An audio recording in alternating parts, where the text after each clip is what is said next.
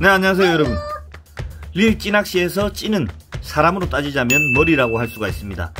찌는 맥락으로 보면 둥근 이런 모양의 가운데 홀이 뚫려 있는 곳으로 줄을 넣어 사용하는 구멍찌, 그리고 막대찌 모양이든 구멍찌 모양이든 꼬리가 달려있는 보리찌가 있습니다. 이번 시간은 구멍찌를 한번 알아보도록 하죠. 그동안 만들었던 수많은 데이터들 한번 모아서 보도록 하겠습니다. 구멍찌의 장점은 막대찌에 비해 파도나 바람에 안정적인 낚시가 가능하고, 수심을 고정해서 먼 곳까지 조류를 따라 흘리는 반유동 낚시와 수심 고정 없이 전층을 훑으며 탐색할 수 있는 전유동 낚시까지 아주 넓은 분야의 낚시를 가능하게 해주는 찌입니다. 많은 테크닉이 있는 만큼 그 종류나 모양, 기법들도 너무나 다양한 것이 사실이죠. 몰아보기 1부에서는 리을 찌낚시의 개념을 배웠다면 2부는 찌낚시의 머리, 찌 이야기를 시작해 보도록 하겠습니다. 반유동 전용 구멍찌는 평균적으로 3호에서부터 2호, 1.5호, 1호, 0.5호까지를 많이 쓰십니다. 각 제조사마다 다르지만 위쪽에 보이시는 것처럼 본 호수 옆에나 아래에 여부력인 3B, 2B, B 등 찌가 가지고 있는 기본적인 부력 외에 추가로 도래, 바늘 미끼 등의 무게를 고려해서 여부력이 적혀 있는 것이 대부분입니다. 여기서 잠깐 봉돌 무게표에 대해서 잠깐 알아보고 가도록 하겠습니다. 봉돌 무게표는 본 화면과 같이 1호는 3.75g의 금속 봉돌의 무게를 환산한 표로서, 호가 붙은 봉돌은 숫자로 0.5면 3.75g의 반이겠죠. 그러면 2호면 7.5g 등으로 계산을 하지만 0.5 이하로 내려가면 B라는 숫자가 보이시죠? B 봉돌은 숫자가 많을수록 무겁고,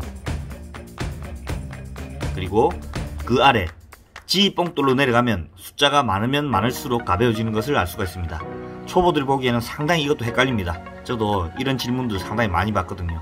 G3가 무겁나요? G가 무겁나요?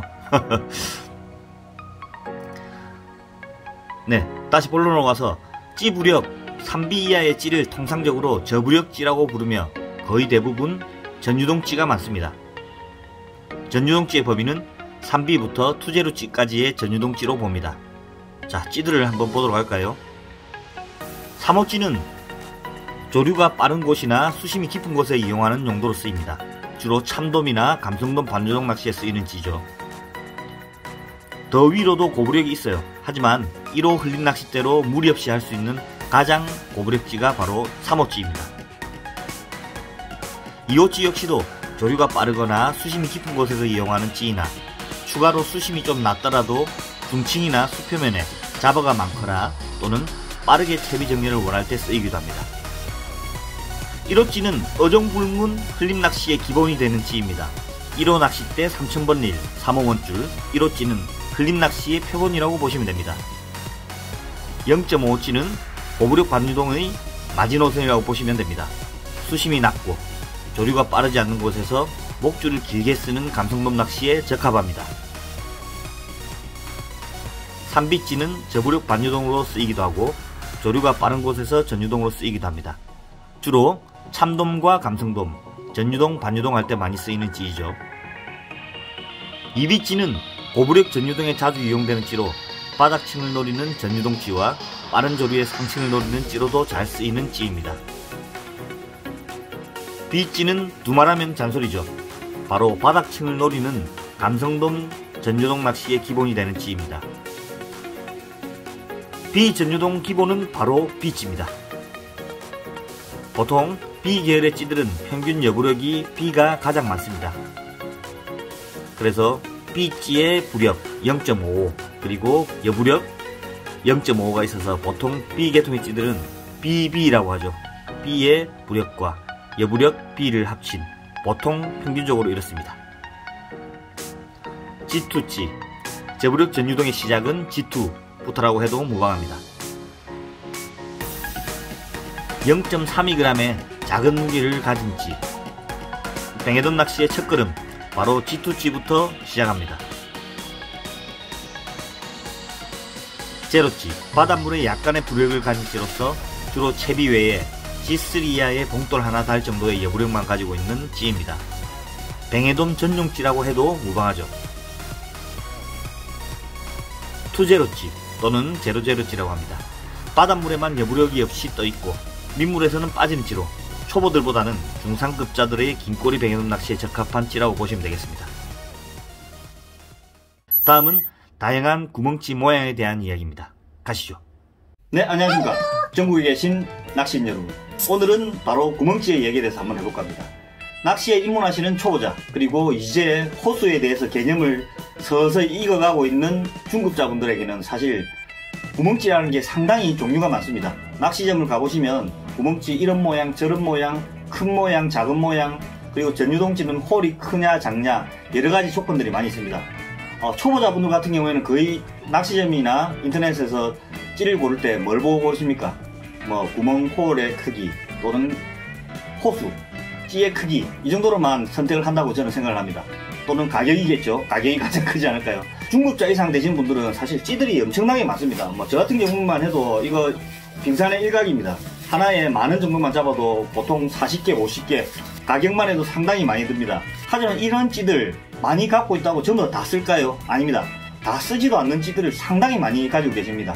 지금 보고 계신 분들 중에도 내가 찌만 해도 얼마만큼 가지고 있는데 라고 하시는 분들이 상당히 많을 거라 생각됩니다. 하지만 이 찌들을 다 쓰지 않는데도 많이 갖고 있는 이유, 그리고 특성에 대해서 알아보신다면 왜 중수 이상들은 쓰지도 않는 찌들을 많이 가지고 있고 어떨 때 이런 찌를 사야 되는지, 여러분들이 찌를 구입하시기 전에 나에게 필요한 찌들이 어떤 것인지 모양으로 한번 알아보는 시간을 가지도록 하겠습니다. 자, 가시죠. 찌의 종류에 대해서 먼저 한번 보도록 하겠습니다. 찌는 기본적으로 세 가지의 종류로 보시면 될 것 같아요. 상당히 시중에는 많은 찌들이 있습니다. 하지만 찌를 나누는 세 가지, 바로 이렇게 생긴 계란형, 가장 중간 타입입니다. 아래나 위가 똑같은 계란형입니다. 그리고 오른쪽에 보이시는 찌가 바로 소뚜껑형, 상부 팽창형이라고 합니다. 바닥보다 위에가 상당히 뚱뚱한 이런 형이죠. 그리고 바로 하부 팽창형이라는 찌입니다. 상부 팽창형은 솥단지처럼 단지처럼 생겼다고 하면, 하부 팽창형, 이 찌는 바로 항아리처럼 생겼습니다. 하부가 좀 뚱뚱하고 가운데가 가장 뚱뚱하고, 그리고 상부가 좀 뚱뚱한 이런 상부 팽창형, 하부 팽창형, 그리고 유선형, 중간 팽창형이라고 부르겠습니다. 이런 찌들 세 종류로 나눠지게 됩니다. 이 찌들을 근거로 해서 조금 더 슬림하게, 그리고 뾰족하게 이렇게 송곳처럼 생긴 이런 찌들, 그리고 둥근 찌가 좀 변형이 돼서 위에가 둥글둥글한 유선형으로 변한 이런 상부 팽창형, 그리고 항아리를 조금 더 슬림하게 줘서 오뚜기처럼 하부에 상당히 무게가 많이 간 오뚜기찌 같이 이렇게 위로 쓰는 이런 형태로 찌들이 변형이 되고 있습니다. 하지만 찌들을 세 가지로 나눈다면 바로 이런 세 가지 유형으로 나눌 수가 있겠습니다. 바로 하부 팽창형, 중간 팽창형, 그리고 상부 팽창형, 이렇게 세 종류로 나누시면 될 것 같아요. 자, 이제 첫 번째, 그 가운데 바로 중간 팽창형 또는 유선형에 대해서 한번 알아보도록 할게요. 네, 이 중간 팽창형 찌는 가장 중간, 그리고 가장 예민한 찌라고 보실 수 있습니다. 이 찌는 아래 위가 같기 때문에 무게중심 또는 부력 라인이 이렇게 가운데에서 가장 힘을 많이 받습니다. 그리고 유선형으로 생겼기 때문에 바다에 빠뜨렸을 때 부력은 이 몸통을 타고 위로 자연스럽게 흐르는 이런 모양을 갖추고 있습니다. 고기가 입질을 했을 때 가장 유연하게 바다 밑으로 쑥 빠져들어가는 그런 입질을 볼 수가 있습니다. 모든 찌들이 이 찌와 비슷하게 생겼다고 보시면 될 것 같아요. 이런 찌를 조금 더 예민하게 만든 찌들이 바로 송곳형이죠. 계란형이긴 하나 아랫부위가 좀 더 슬림하고 아주 뾰족한 이런 찌들이 출시되고 있습니다. 낚시점에서 이런 찌를 구입하실 때 이 찌를 보시면 슬림한 찌들은 아주 예민하다고 생각하시면 될 것 같습니다. 하지만 이런 찌 같은 경우에는 상부도 아래층과 똑같기 때문에 수면에 올라왔을 때 우리가 눈으로 보이는 표면은 바로 꼭지 부분, 이 찌의 여부력이 상쇄되었을 때 표면에 보이는 부위는 딱 이 정도가 됩니다. 도장에 따라 틀리겠지만 상당히 시인성에서는 떨어진다고 볼 수가 있습니다. 예민하지만 시인성은 잘 보이지 않는다. 이 찌의 단점이기도 하죠. 보통 찌낚시의 아주 큰 매력이라면 바로 찌가 쑥 빠져들어가는 순간이 아닐까 합니다. 막대찌 매니아들이 구멍찌로 오기 힘든 이유가 바로 이런 눈맛이라고도 하기도 하죠. 이런 예민한 찌 같은 경우에는 예민하게 찌가 쑥 빠져들어가거나 전유동시 원줄을 가져갈 정도로 예민한 찌이긴 하지만 멀리를 공략하는 시인성에서는 좀 부족하다고 보실 수 있습니다. 전유동 같은 경우에는 상당히 먼 거리를 공략을 하지 않기 때문에 근처에서 노릴 때는 이런 찌들로 충분히 하지만 참돔이나 아주 멀리 노리는 반유동 같은 경우에는 시인성을 좀 더 중요하게 하기 위해서 시원하게 가져가는 원줄 대신 멀리서도 찌가 쑥 빠져들어가는 시인성을 보기 위해서 만든 찌가 바로 상부 팽창형 찌입니다. 이 찌 같은 경우에는 표면에 보이는 면적이 상당히 넓죠. 찌에 보이는 면적이 넓기 때문에 물 표면 위에 떴을 때 우리가 보이는 면적은 이렇게 됩니다.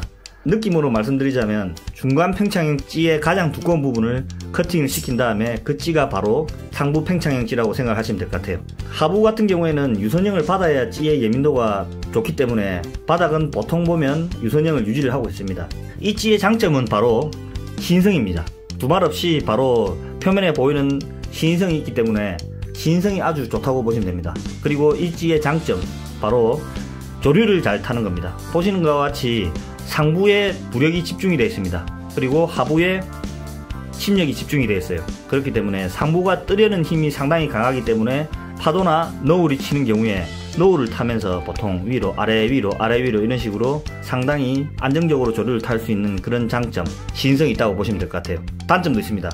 이 찌의 단점은 바로 하부는 얇고 상부는 크기 때문에 보시는 것처럼 하부의 조그마한 움직임, 상당히 조류가 빠를 때라든지 또는 입질이 왔을 경우 이렇게 하부에서는 조금씩 움직이지만 상부는 상당히 많이 까분다고 표현을 합니다. 상당히 많이 까부는 경우가 생깁니다. 위에서 봤을 때는 간사한 입질이 툭툭툭 들어왔을 때 이럴 때 찌가 하부는 1mm, 2mm 움직이지만 상부는 2mm, 3mm 정도 움직일 정도로 이렇게 하부의 무게중심이 있기 때문에 하부가 움직이기 시작하면 상부가 상당히 논다 또는 까분다 이런 현상이 나타날 수가 있습니다. 이런 소뚜껑형 찌들의 모양으로는 상당히 여러가지 찌들이 있습니다. 극한으로 시인성을 늘리기 위해서 상부가 많이 커트된 이런 찌들부터 시작해서 위에가 조금씩 통통해지는 이런 형, 그리고 상부는 아주 수박처럼 이렇게 둥글게 생긴 이런 형들까지 여러 종류의 찌들로 파생되고 있습니다. 네, 다음은 하부 팽창형 찌입니다. 이런 찌 같은 경우에는 중간 팽창형 찌와 비교를 해보시면 항아리 같은 모양을 하고 있다고 보시면 될 것 같아요. 무력과 무게중심이 하부로 잡혀 있습니다. 그렇기 때문에 상당히 안정적인 움직임을 보인다고 보시면 될 것 같아요. 물속에 빠뜨렸을 시에 조류가 받는 영향은 이런 식으로 흘러 들어가면서 움직임이 상당히 부드럽다고 보시면 됩니다.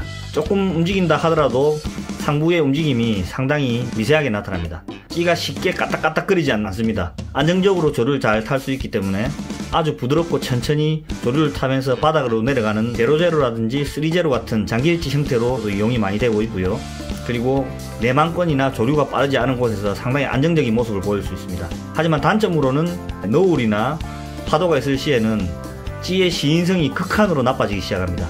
가뜩이나 잘 보이지 않는 시인성에 너울까지 오게 된다면 찌가 잠겼다 들어갔다 하는 것처럼 보일 수가 있기 때문입니다. 이런 찌들이 파생된 찌들이 바로 이런 오뚜기 찌 같은 무게중심이 조금 더 위로 올라간 찌들이 있습니다. 이런 찌들 같은 경우에는 거의 상부는 조금 작고 하부가 약간 뚱뚱해진 이런 모양들이 파생이 많이 되는데요. 이런 찌들은 무게중심이 좋기 때문에 살짝 하면 이렇게 올라옵니다. 오뚜기처럼. 이런 찌들도 많이 파생이 되고 있습니다. 여러분들이 고르실 때 밑에가 좀 뚱뚱하구나 이런 찌들 생각을 해보시면 바로 하부 팽창형 찌라고 생각하시면 될 것 같아요. 낚시도 알고 보니까 과학이죠. 자, 다음으로 넘어가시죠. 네 의리가 뭔지 아나?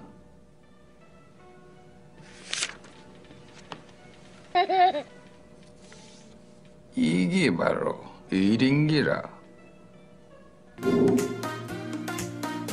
마지막은 찌의 모양이 아닙니다. 바로 찌의 크기와 저항력입니다. 이 부분만 조금 더 아신다면 여러분들이 낚시찌를 고르는데 상당히 도움이 되지 않을까라고 생각합니다. 이 찌는 보시는 것처럼 반유동 5호찌입니다. 상당히 크죠. 이 찌는 사실 제 손톱보다 더 작습니다. G2 부력을 가지고 있는 구멍찌입니다. 두 찌의 무게는 상당히 차이가 많이 납니다. 하지만 이 5호찌를 여부력 재료로 만들고 한 정도 떠 있겠죠. 그리고 이 G2찌를 G2 뽕돌을 달면 또 요만큼 떠 있겠죠. 이렇게 됐을 때 이 두 찌는 과연 초보분들이 항상 궁금해 하십니다. 이 두 찌는 과연 여부력이 어떻게 될까? 라고요. 맞습니다. 똑같은 반유동을 했을 경우에는 이 두 찌의 여부력은 똑같습니다. 고기가 물게 되면 이 찌도 빠지게 되고 이 찌도 빠지게 됩니다. 하지만 찌를 물고 고기가 당겼을 때의 저항력이라는 게 생깁니다. 자, 그림에 보시는 것처럼 큰 찌를 고기가 물고 당겼을 시에 물에서 받는 저항력은 엄청나게 큽니다. 쏙까지 삼켰을 경우에는 전혀 문제가 되지 않습니다. 미끼를 물고 고기가 당겼을 경우에는 오지의 무거운 무게 그리고 오뽕돌의 무거운 무게까지도 같이 당겨야 됩니다. 이랬을 경우에는 살짝 건드려 봤다가 너무 무겁다라고 느낀다면 고기는 바로 미끼를 툭 뺏고 뒤돌아서겠죠. 하지만 작은 찌 같은 경우에는 물속에 받는 저항력이 상당히 적습니다. 예민한 입질도 쉽게 받아낼 수가 있습니다. 그렇다면 적은 찌가 큰 찌보다 상당히 좋은데 굳이 큰 찌를 사용할 필요가 있을까? 하지만 이 작은 찌의 가장 큰 단점은 바로 무게가 적게 나가기 때문에 최소 흘림 낚시에서는 원투를 20m 이상을 해야 될 경우가 많습니다. 하지만 이런 찌들은 자기 혼자서 20m를 날리기가 힘듭니다. 그렇기 때문에 이런 소형 찌들은 잠수 수중찌를 하나 달아서 던질 찌용으로 하고 예민한 입질을 보는 이런 경우로 쓰이기도 합니다. 흘림찌 낚시 그리고 전유동 낚시를 많이 하시는 분들 보면 작고 무게가 있는 자중이 있는 그런 찌들을 상당히 많이 원하십니다. 하지만 그런 찌들이 생각보다는 그렇게 많지가 않습니다. 작고 무거운 그리고 시인성까지 좋으면 더 좋겠죠. 하나의 찌만 운용한다고 해서 절대 여러가지 테크닉을 구사할 수 없는 이유이기도 합니다.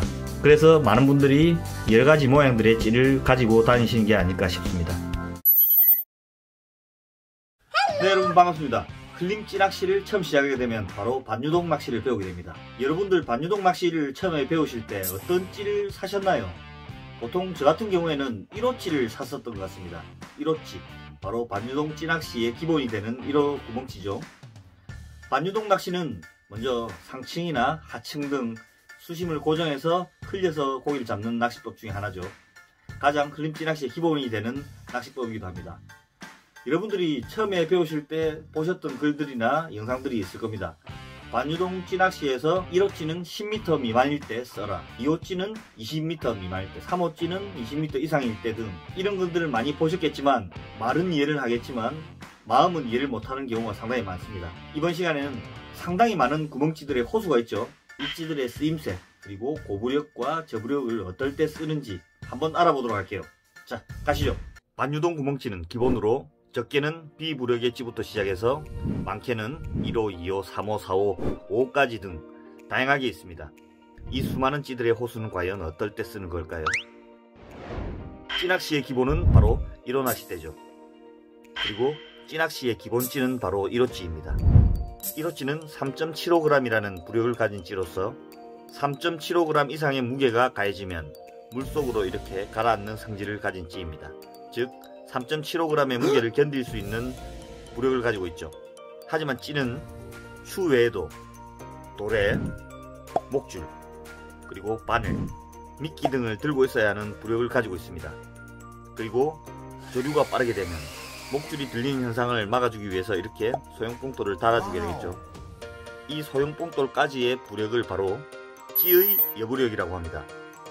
모든 찌들은 본 부력 외에 여부력이라는 것을 가지고 있어요. 물론 제작자마다 다르긴 합니다. 이런 찌들은 여러가지 모양과 여러가지 부력이 존재하는데 보통 통상적으로 여러분들이 알고 있기에는 0.5찌는 5m 내외에서 쓰는 찌다, 1호찌는 10m 미만, 2호찌는 20m, 3호찌는 20m 이상 등에서 쓴다고들 얘기를 많이 합니다. 그 이유에 대해서 한번 알아볼까요?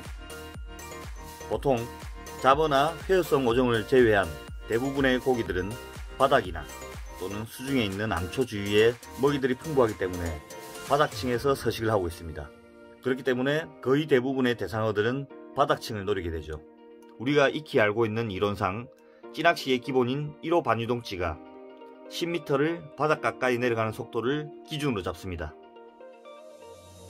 그렇다면 양쪽 그림처럼 10m의 1호 채비가 내려가는 속도와 20m의 2호 채비가 내려가는 속도는 같아진다고 보는 것이죠. 하지만 바다는 조류라는 것이 존재하기 때문에 10m를 내려갈 때 받는 조류 그리고 20m를 내려갈 때 받는 조류가 다르기 때문에 실제로는 1호 채비를 20m에 이렇게 빠뜨렸을 때 2배의 시간이 걸려야 되지만 조류의 저항이 있기 때문에 실제로는 2배보다 더 많은 시간이 걸린다는 것을 알 수 있습니다. 이렇게 밀리면서 천천히 떨어지겠죠. 즉 바닥까지 도달하는 시간을 단축하기 위해서 찌의 호수를 올리는 것은 맞다라고 볼 수가 있습니다. 네, 그렇다면 더 빠르게 채비를 내리기 위해서 10m의 수심 같은 경우 3호찌를 써서 3배 더 빠르게 내리면 안될까 라고 생각을 하게 됩니다. 정답은 당연히 됩니다. 낚시를 하면 할수록 점점 저부력으로 내려가는 경우가 많죠. 그에 반해 초보의 눈으로 봤을 때 차이가 거의 없을 것 같거나 또는 손이 잘 가지 않는 3B 반유동치, 0.5호치, 0.8호치, 1.5호치 등 미세한 차이의 부력엣지들을 고수들은 많이 들고 있다는 것을 알 수 있습니다. 여기서 초보들이 궁금해하는 것 중에 하나, 바로 부력이 높은 찌는 예민성이 떨어질까? 1호찌와 2호찌는 예민성이 과연 떨어질까? 이런 궁금증을 가지고 있습니다. 하지만 실제로 보시는 것처럼 0.5호찌의 찌에 여부력 B를 가진 찌가 있다면 0.55 추, 그리고 도래, 목줄, 바늘, 미끼, 그리고 G2 정도의 봉돌까지 달아서 여부력을 거의 0에 가깝게 맞추어 봅니다. 그리고 3호찌 역시도 여부력을 거의 0에 가깝게 맞추어 보죠. 자, 이제 바다에 빠뜨려 볼까요? 자, 보시는 것 같이 조그만 소형 보고 같은 놈들이 와서 입질을 하더라도 여부력이 0이 됐다면 찌가 빠지는 것은 똑같이 예민하게 반응한다고 볼 수 있습니다. 그렇기 때문에 초보 때는 빠르게 채비를 내리기 좋고 채비 정렬이 좋은 고부력찌를 선호하는 편이죠. 그렇다면 0.5호찌보다 빠르게 내려가고 입질 또한 똑같이 예민하게 반응하는 3호찌를 쓰면 되지, 굳이 장점이 없을 것 같은 0.5호찌를 쓰는 이유가 뭘까 생각하실 타이밍이죠. 깊지 않은 수심에서 부력이 낮은 찌를 쓰는 이유는 바로 채비의 부드러움에서 차이가 나기 때문입니다. 구멍찌의 가장 큰 장점은 조류를 잘 탄다 라는 장점이 있죠. 막대찌에 비해서 파도가 오더라도 파도를 위로 타고 아래로 타고 왔다 갔다 하면서 채비를 들었다 놨다, 그리고 찌가 자연스럽게 채비를 끌었다 놨다 끌었다 놨다를 하면서 물속에 있는 대상어는 움직이는 먹이로 인식하거나 또는 시선을 끌어주는 장점이 있습니다. 이것이 바로 구멍찌의 가장 큰 장점이죠. 즉, 찌의 입질의 민감도는 여부력에서 결정되지만 채비의 자연스러움은 그와 반대입니다. 고부력의 찌는 봉돌이 무겁기 때문에 저부력에 비해서 좀 더 둔탁한 움직임이 있을 수 있죠. 보시는 그림과 같이 저부력의 찌는 조그만 봉돌, 그리고 고부력의 찌는 그에 맞는 봉돌이 달리게 되겠죠. 아래 채비가 무겁다면 내려가는 침력이 좀 더 강하기 때문에 파도가 친다거나 조류가 가게 되면 좀 더 둔탁한 움직임이 있을 수 있습니다. 그에 반해 강한 조류가 오거나 또는 파도가 왔을 시 이런 움직이는 각도가 상당히 좁게 되며 팔랑팔랑거린다, 이런 느낌이 현저히 줄어들게 됩니다. 이런 장애물이 나타납니다. 작은 봉돌과 채비는 채비가 가볍기 때문에 자연스럽게 타고 넘거나 부드럽게 넘어가는 것에 비해 고부력 채비는 아래로 내려가는 침력이 상당히 강하기 때문에 자연스럽게 장애물을 넘어가기에는 다소 어려움이 있습니다. 고수가 되면 될수록 미세한 움직임과 조그마한 부력에도 채비의 움직임이 달라질 수 있다는 것을 알고 있기 때문입니다. 하지만 그와 반대인 상황도 있을 수 있죠. 잠시 쉬었다 가죠.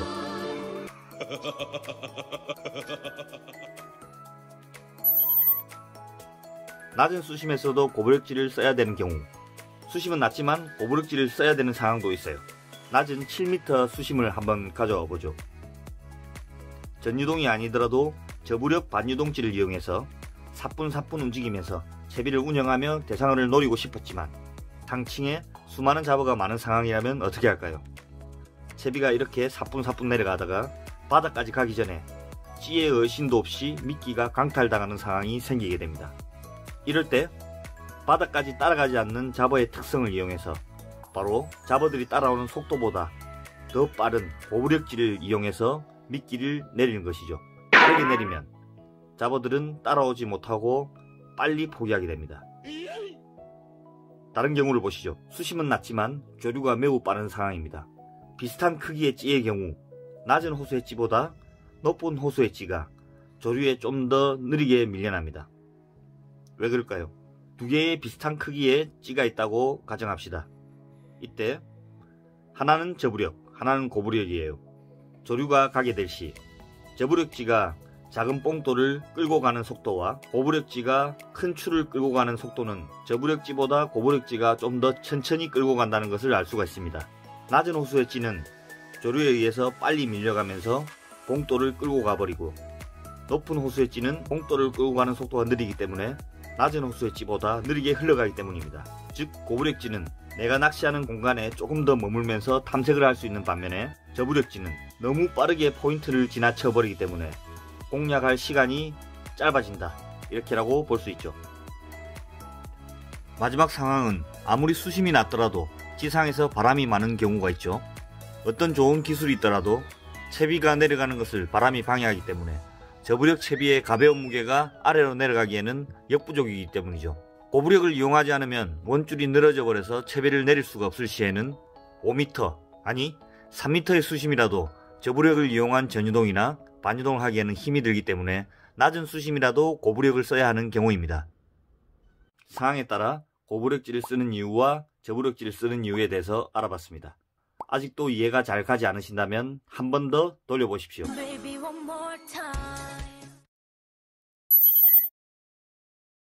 저부력 전유동 낚시를 배우시는 여러분들이 좀 더 이해를 하기 쉽도록 한번 설명을 해볼까 합니다. 저부력 전유동 낚시 생각보다 그렇게 어렵지 않습니다.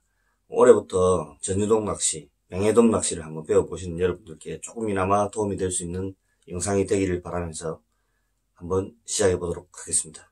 저부력 전유동 찌에 대해서 설명드리도록 할게요. 보통 전용찌는 입구와 출구의 구멍의 크기가 틀립니다. 물론 같은 크기도 있겠지만 입질의 감도를 극대화하기 위해서 설계가 이렇게 되어 있는 제품들이 많습니다. 이에 대해서는 좋다, 나쁘다 의견이 나분하지만 입질의 감도면에서는 탁월한 것은 부정할 수가 없습니다. 특히 일반 구멍찌 타입인 경우에는 글자나 모양이 위아래가 확연히 차이가 나지만 전유동 기울찌의 경우는 글자의 구분이나 모양 차이가 없는 제품군이 많으므로 왜 구멍 크기가 틀린지 이해를 하신다면 절대로 거꾸로 원줄이 들어가는 일은 없을 것입니다. 전유동에서 입문하시는 분이라면 가장 궁금해하는 부분, 바로 입질이 정말 시원하게 눈에 보일까? 지금 처음 전유동 낚시를 시작하시는 분이라면 반유동에 눈이 맞춰져 있습니다. 면사매듭, 반환구슬의 입수 저항에 의해서 끌림이 생기거나 또는 입질이 왔을 때 정말 시원하게 입질을 가져가는 유형을 보일 수가 있죠. 여기에 익숙해져 있는 여러분들은 정말로 이 전유동 낚시 면사매듭과 반환구슬이 없는데도 입질이 정말 시원하게 들어갈까? 이런 부분이 가장 궁금한 것입니다. 하지만 걱정하실 필요가 없습니다. 저부력 낚시는 불과 0.2에서 0.3 이하의 여부력을 가지고 있는 찌입니다. 그렇기 때문에 원줄 부하 외에 여부력이 약 0.2g 이상의 무게가 가해진다면 원줄 부하에 의해서 찌는 어쩌면 반유동 낚시만큼 시원한 찌의 입질을 확인할 수 있습니다. 그렇기 때문에 원줄이 들어가는 구에서 이렇게 내려가다 보면 밑에 좁은 부분에서 0.23의 작은 무게가 가해지면 원줄이 가는 방향으로 찌가 틀어지죠. 여기서 바로 입질이 시원하게 내려가요. 이게 전유동 낚시의 매력입니다. 여러분들, 저부력 전유동 낚시도 반유동만큼이나 입질이 시원하다.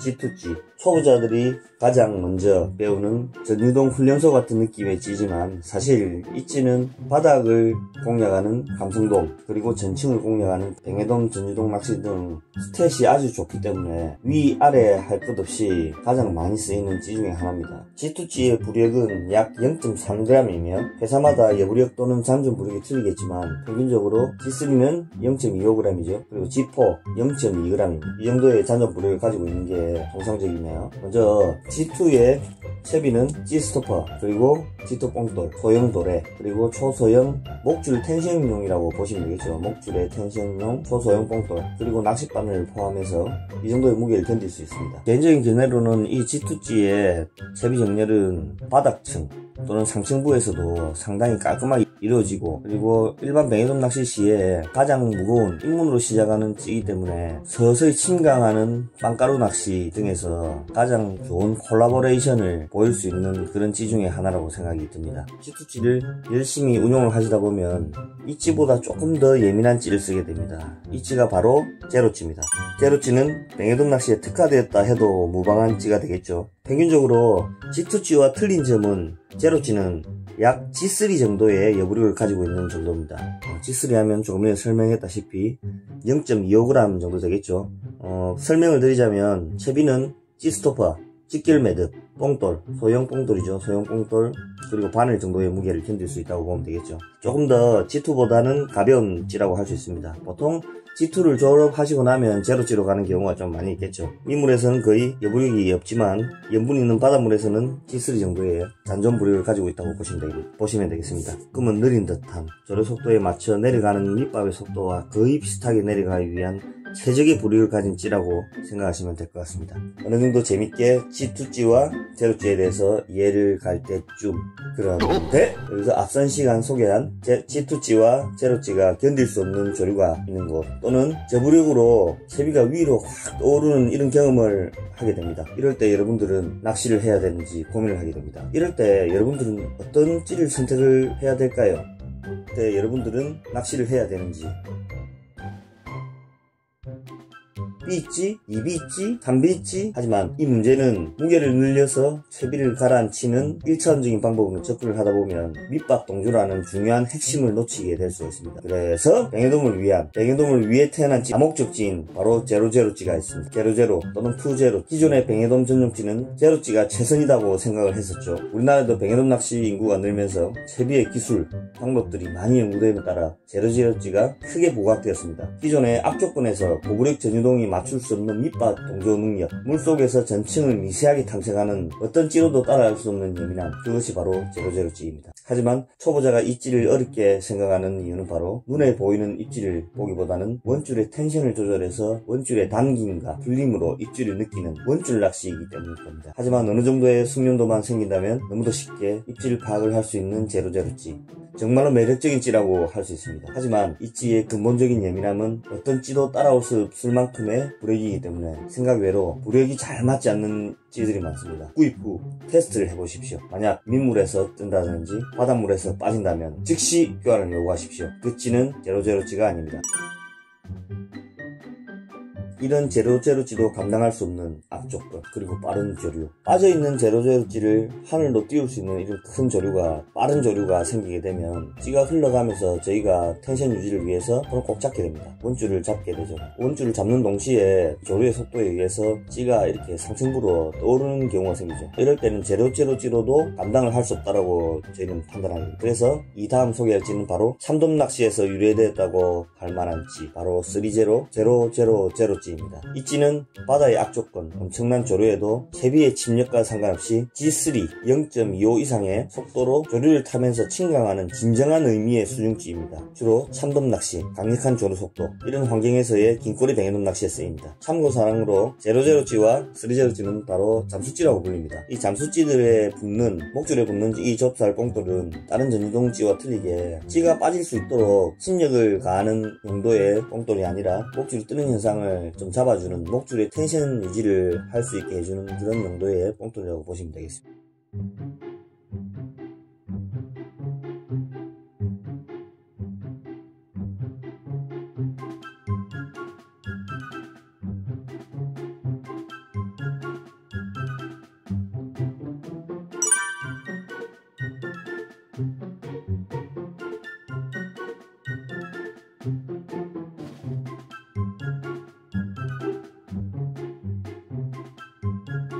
네, 오늘 긴 시간 동안 G2에서 3제로까지 채비 운영과 방법에 대해서 한번 배워봤습니다. 여러분들 어떠셨나요? 기존에 알고 있던 방법과 지금 제가 설명해드릴 방법 이해가 조금은 되셨나요? 정말로 실로 이 영상을 찍기 위해서 몇 날 며칠 밤을 샜는지 모르겠습니다. 바다는 민물과 다르게 다양한 수심층이 있으며 대상어 또한 입질 반경이 확연하게 다릅니다. 이번 시간은 각 대상어별 수심층과 낚시법 알아보겠습니다. 바닥층에서 붙어 사는 노래미, 가자미, 넙치. 생활낚시의 기본이 되는 노래미와 가자미는 원투 낚시의 거의 대부분 입질을 많이 하는 편입니다. 습성 자체가 바닥에 배를 깔고 있는 어종이고 행동 반경이 멀지 않기 때문에 은신한 곳 근처에 몰려있는 경우가 대부분이죠. 가자미는 지렁이 미끼로 바닥에 먼지를 일으켜 잡는 것이 빠르기 때문에 미끼가 고정되어 있는 원투 낚시가 효과적이고, 노래미는 바닥에서 약간 떠서 물기도 하기 때문에 원투 낚시와 찌낚시로 공략이 가능합니다. 그리고 광어는 이빨이 이렇게 날카롭고 노래미와 가자미보다 이동 반경이 넓고 공격성이 높기 때문에 원투 낚시보다는 루어 다운샷으로 선상 낚시를 많이 합니다. 가끔 찌낚시로 걸리긴 하나 매우 올리기 힘들죠. 이 대상어들의 입질 수심층은 바닥에서 1m 내외, 낚시법으로는 원투 낚시, 그리고 찌낚시로는 바닥을 공략할 시, 광어는 바닥을 긁는 루어 낚시가 효과적입니다.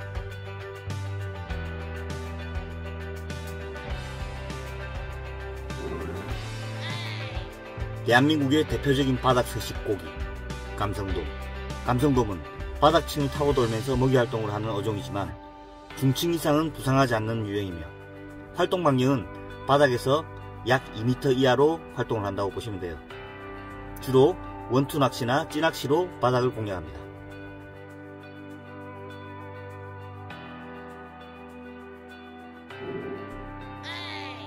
락피쉬의 대표 어종 볼락. 주로 암초로 이루어진 곳에 군집해 서식하는 어종으로 바닥층에서부터 높게는 3m 이상까지 먹이를 따라 움직이는 어종으로 사실 수심층도 너무 다양하게 서식하는 어종 중에 하나입니다. 은신처가 있을 경우 먹이 활동을 위해서 낮은 수심도 마다하지 않고 올라오긴 하지만 거의 대부분 바닥에서 돌뿌리나 은신처가 있는 곳까지 먹이 활동을 합니다. 수심층은 바닥에서 3m권이며 낚시법은 방파제나 갯바위에서는 민짱대 낚시, 찌낚시, 루어 낚시로 대부분 낚시를 하며 선상 낚시로는 가지채비로 외줄 낚시를 합니다.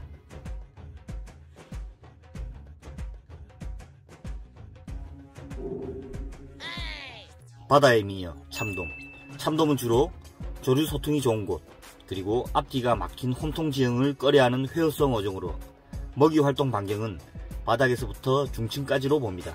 도미가의 회어성 어종 중 대표답게 매우 활동 반경이 높으며 대부분 수심이 10m 이상인 곳에서 주로 나옵니다. 참돔이 서식하는 곳이라면 바닥은 원투 낚시, 찌낚시에서도 바닥에서 입질을 하긴 하지만 밑밥의 흘러감에 따라 수심을 중간에 주고 반유동 낚시로 흘리기만 해도 밑밥에 따라 입질을 할 만큼 활동 방향이 높습니다. 그리고 요즘은 바닥층에서 중층까지 스커드를 이용한 선상 참돔 타이라바 낚시도 대유행입니다. 참돔이 입질하는 수심층은 바닥에서 중층까지이며 원투 낚시, 찌낚시, 선상 루어 낚시로 행해집니다.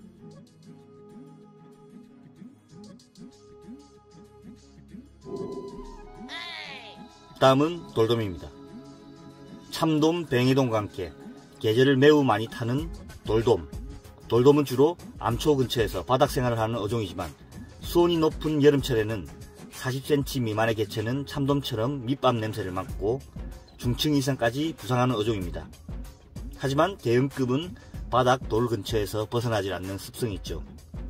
시즌은 늦봄부터 늦가을까지가 피크 시즌이며 입질 수심층은 개체에 따라 좀 다르긴 하지만 바닥에서 중층까지로 봅니다.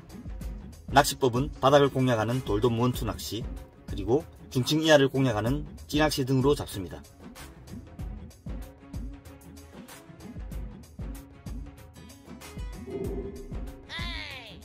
돔들 중에 가장 활발한 움직임을 보이는 뱅에돔. 뱅에돔의 주둥이는 구조상 이렇게 풀이나 해초 및 작은 생물을 뜯어먹는 입 구조이기 때문에 바닥이 암초 지역이 있어야만 그곳에서 먹이 활동을 하는 어종으로 밑밥에 따라 위로 부상하는 대표 어종 중 하나입니다. 원투 쳐박기로는 잡기 힘들고 수온에 따라 바닥에서 1m 이상부터 수온이 높을 시 표층까지 올라오는 어종으로 돔들 중에서 활동 반경이 매우 높은 어종입니다. 이렇게 활동 반경이 높기 때문에 찌낚시로만 거의 잡히죠. 입질 수심층은 수온에 따라 다르긴 하지만 바닥 1m 이상부터 표층까지로 봅니다. 낚시법은 반유동 또는 전유동 찌낚시로 대부분 잡힙니다.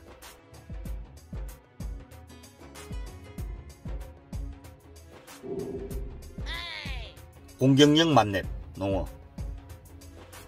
농어는 대표적인 여름철 어종으로 바닥층에서부터 상층까지 낮은 곳에서 깊은 곳까지 먹이만 있다면 어디든 쫓아가는 어종으로서 일단 움직이면 삼키고 보는 뛰어난 사냥꾼입니다. 입질 수심층은 바닥에서부터 상층까지로 봅니다. 낚시 방법은 찌낚시, 루어 낚시로 합니다.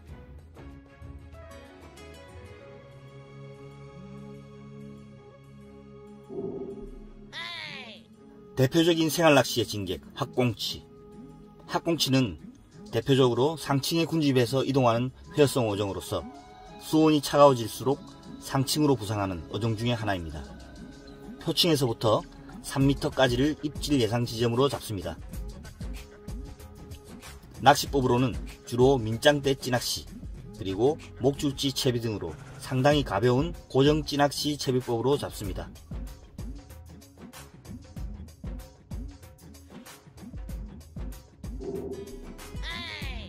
대표적으로 떠서 무는 여름철 어종, 긴꼬리뱅에돔. 긴꼬리뱅에돔은 대부분 상층에서 잡는 어종입니다. 사실 바닥층에서 밑밥으로 인해서 부상하는 어종이죠. 간혹 바닥에서 잡히는 경우가 있긴 하지만 대부분 수온이 15도 이상일 때만 잡히며 표층까지 잘 부상하지 않고 조류가 빠른 곳에서 낚시를 하며 출몰하기 때문에 대부분 밑밥이 위층을 타고 나가기에 입질 수심 역시 표층에서 1m 아래부터 5m권까지로 잡고 낚시를 합니다. 대부분 전유동 찌낚시나 반유동으로 고정해서 낚시를 합니다.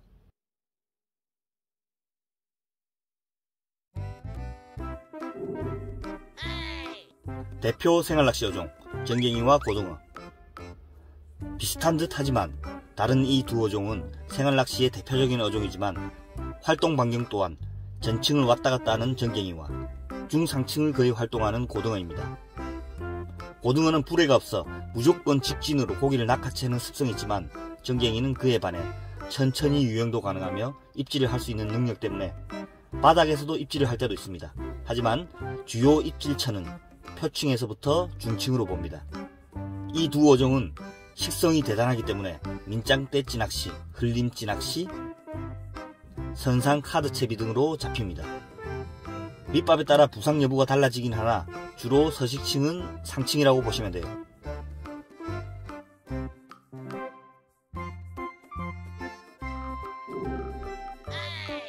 바다의 티라노사우루스, 삼치. 삼치는 얼핏 고등어와 비슷한 느낌이지만 실은 크게는 1m가 넘게 자라는 대형급 육식 어종입니다. 내만 여름철, 새벽과 해가 떨어질 때 먹이 활동을 위해서 무리지어 들어오는 편이며 대부분 중상층에서 입질을 합니다. 보시는 것처럼 이렇게 이빨이 날카롭고 매우 포악하기 때문에 메탈지그나 미노를 이용한 루어 낚시를 합니다.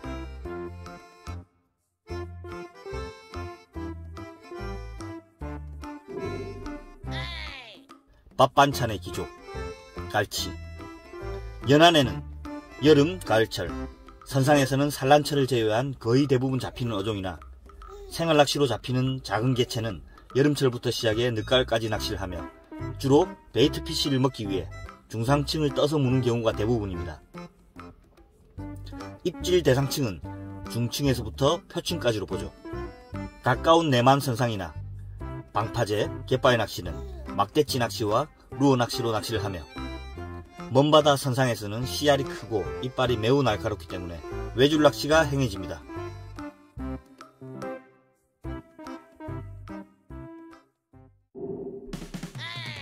바다의 폭군, 방어, 부시리. 전갱이과 어종답게 전층을 모두 왔다갔다 할 수 있으며 수온에 따라 밑밥에 따라 자유롭게 움직이는 사실상 국내에서 낚시하는 대상 어종 중의 최강자이죠.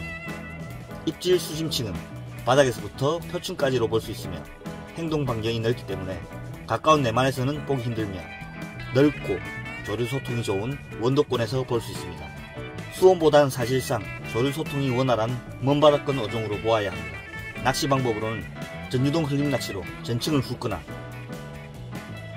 선상 지깅 낚시, 그리고 갯바위에서 하는 쇼어 지깅 등으로 낚시를 합니다.